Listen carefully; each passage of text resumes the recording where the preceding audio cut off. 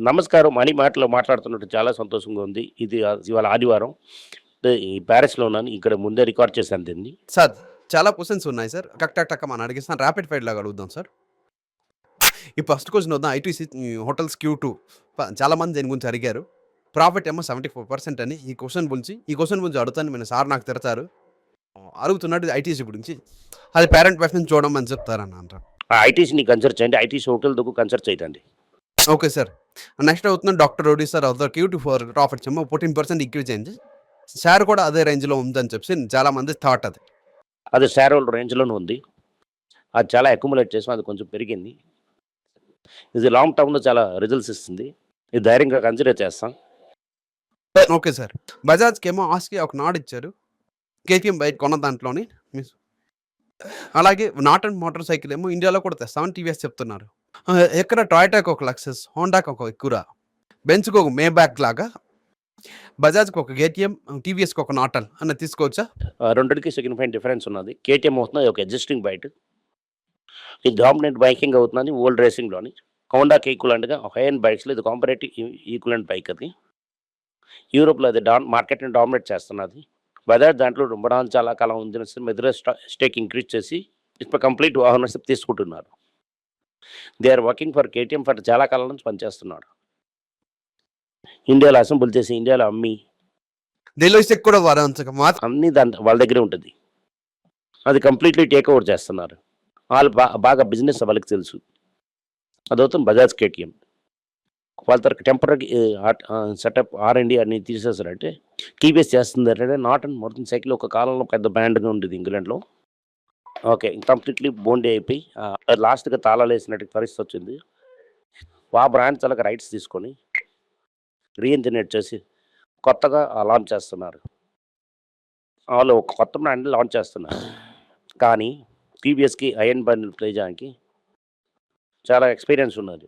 వాళ్ళు ఫ్లయింగ్ ఏదో మాట్లాడడం లేదు. BMW చాలా మ్యానుఫ్యాక్చరింగ్ చేశారు ఇండియాలోనే. ఒక్క కాలంలో ఇప్పుడు అడ్జస్ట్ అవుతున్నారో నాకు తెలియదు. టీవీఎస్ మ్యానుఫ్యాక్చర్ చేసి BMW అమ్ముతూనే ఉన్నారు. సార్ BMW మోటార్ లాగా సార్. అవును. ఈ రోజు కూడా ఉంది సార్ అది. ఒకే ప్లాట్‌ఫామ్ లాగా BMW తలక సింబల్ చేస్తే BMWకి అలాగే టీవీఎస్ కూడా ఉంది. ఒక 50,000 డిఫరెన్స్‌లో ఉంది సార్. బేసిక్‌లీ ఏంటంటే BMW నుంచి ఒక హై ఎండ్ మ్యానుఫ్యాక్చర్ తెలుసుకున్నారు. ఎలాగ బజాజ్ అవుతా కేటీఎం అని చెప్పి తెలుసుకున్నారు. ఇది BMW నుంచి తెలుసుకున్నారు. ఈ BMW ఇస్తున్న ఎక్స్పీరియన్స్‌లోని నాటన్ తీసుకొని ఇంగ్లాండ్‌లో ఒక సెంటర్ తీసుకొని బైక్ లాంచ్ చేస్తున్నారు. Their own brand global brand launch చేస్తున్నారు. అందరూ ఏం చేస్తున్నారు బిజినెస్ నేర్చుకొని ఇంకో కంపెనీకి తీసుకొని వాళ్ళు గ్లోబల్‌గా వెళ్తున్నారు. జవాన్ వైఖం పెద్దగా రిబుల్ చేయడానికి ట్రై చేస్తే అంత పెద్దగా అల్లదు. టెక్ మహీంద్రా ప్రాబ్లం ఏంటంటే తార్ అండ్ ఎస్యూవీలోనూ బాగా చేశారు. దాంట్లో మనం ఆలోచించవలసి లేదు. కానీ నీస్ ఏరియాలోని నేను మోటార్ సైకిల్ చేస్తాను, స్కూటర్ చేస్తాను, నేను ప్లేన్ చేస్తాను, లారీ చేస్తాను, బస్ చేస్తానని అన్నిటినీ అంత డబ్బు వాళ్ళ దగ్గర లేదు. ఎందుకంటే వాళ్ళు ససంగానే ఒక కొడియన్ ఆ బండిని కొన్నారు. అది బ్యాంక్రప్సీకి వెళ్ళిపోయింది. వాళ్ళేమో ఒక బజాజ్ ఏమో ఒక బ్యాంక్రప్ట్ కంపెనీని ధైర్యంగా తీసుకొని టేక్ ఓవర్ చేస్తున్నారు. వీళ్ళ దగ్గర డబ్బులు లేదు.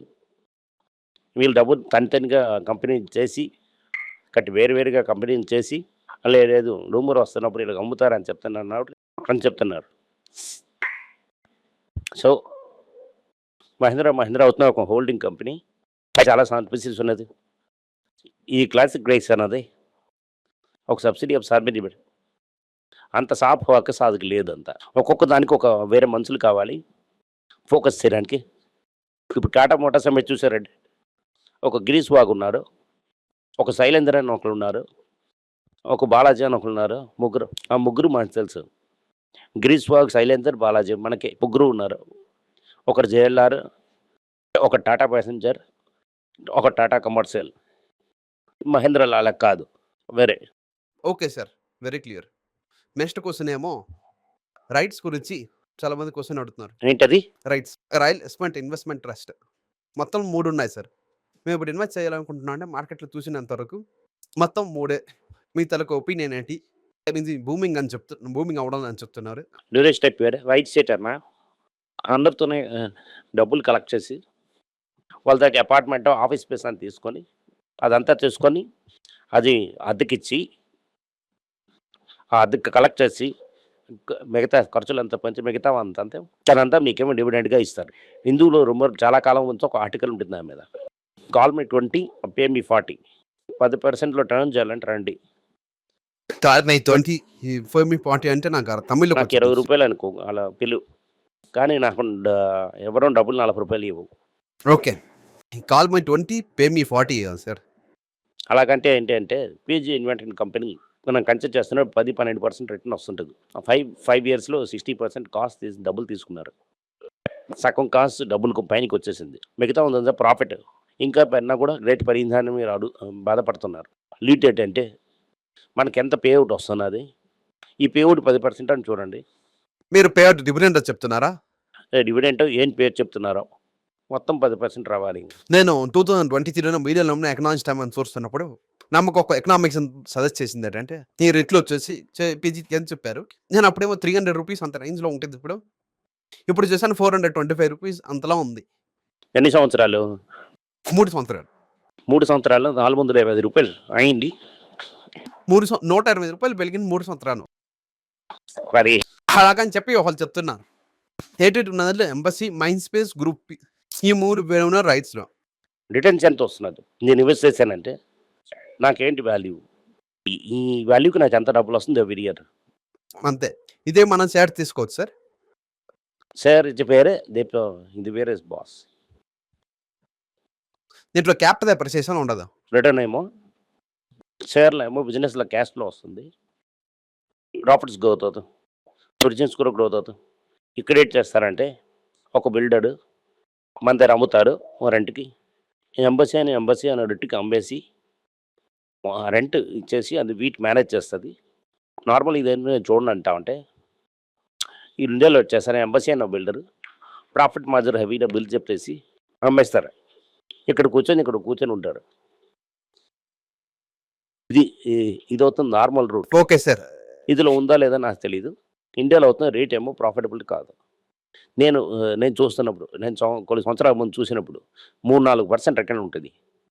దాంట్లో నేను ఇంట్రెస్ట్ కాదు. చాలా మంది అడుగుతుంటే అది 3-4% అది మీకు తెలుసు ఎంత ఏంటి ఇవ్వాలన్నది. దీంట్లోని మీ తలకి రియల్ ఎస్టేట్ పెరుగుతుంది, పేదదానం మీ తలకి మైక్రో మ్యారేజ్ చేసి తీసుకోవచ్చు. నేను హోంవర్క్ చేసేసి మీరు కరెక్ట్ మొదలు చూసుకోండి. రైట్స్ మీకు చాలా కాలం నుంచి అడుగుతున్నాను సార్ కామని నేను అడిగాను. అదేంటంటే ఒక మ్యూచువల్ ఫండ్ తీసుకొని రెంట్కి తీసుకొని వాళ్ళ షేర్ చేయడం అన్నది రీట్స్.